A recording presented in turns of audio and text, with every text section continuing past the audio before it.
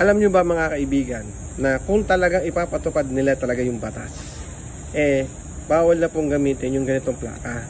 Kasi nga po, hindi na makita yung plate number niya. Natanggal na po yung pintura or nabakbak na yung pintura.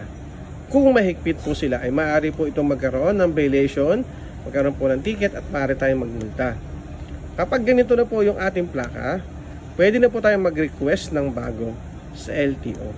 Kasi nga sabi nga po ni LTO, ginagawa na po nila ng paraan para mabigyan po tayo ng plaka, tsaka po yung mga humihingi ng duplicate na plaka is ginagawa na po nila ng paraan.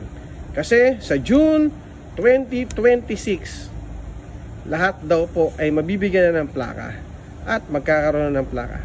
Kahit yung mga nadidelay nila o yung mga backlog nila, magagawa daw po nila yan hanggang June 2026. Kaya kayo kung sira na yung plaka ninyo or may mga ganito na yung plaka nyo, mas maganda, humingi na po tayo ng bago or mag-request po tayo ng duplicate. Yun lang, thank you.